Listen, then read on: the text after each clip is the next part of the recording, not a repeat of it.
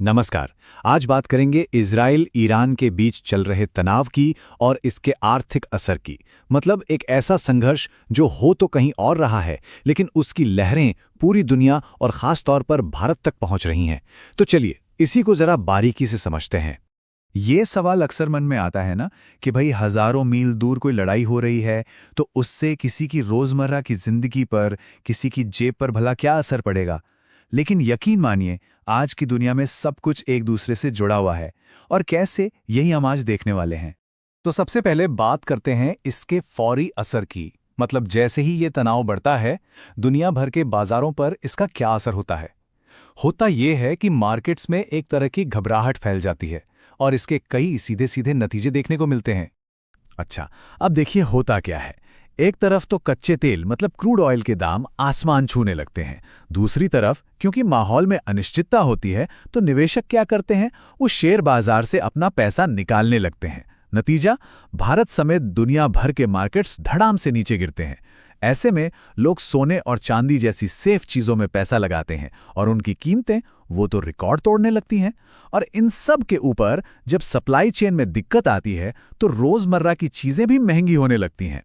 ये तो हुए दुनिया पर पड़ने वाले असर, लेकिन इस युद्ध की एक सीधी कीमत भी है। मतलब वो खर्चा जो सीधे सीधे पैसों में गिना जा सकता है। चलिए अब उस पर नजर डालते हैं। $3 बिलियन। जी हां, ये वो रकम है जिसका नुकसान इजरायली अर्थव्यवस्था को हर हफ्ते हो रहा है। सोचिए, ये सिर्फ एक नंबर नहीं है, ये वो भारी भरकम आर्थिक बोझ है जो ये संघर्ष अपने साथ लेकर आया है। और अगर इसे भारतीय रुपए में बदलें तो ये आंकड़ा बैठता है करीब करीब 27,000 करोड़ रुपए हर हफ्ते।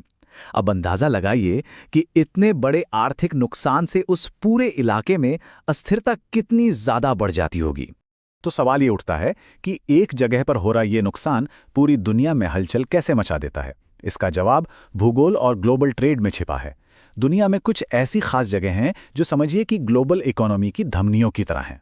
ऐसी ही एक बहुत जरूरी जगह है स्ट्रेट ऑफ हॉर्मुज। अब यह है तो एक संकरा सा समुद्री रास्ता, लेकिन ग्लोबल एनर्जी सप्लाई के लिए ये लाइफलाइन है।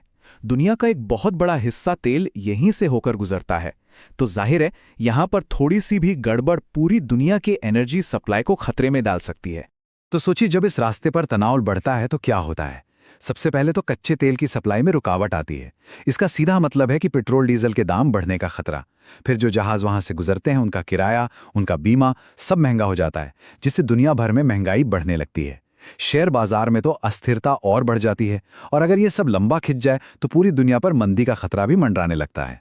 चलिए अब आते हैं सबसे जरूरी सवाल पर।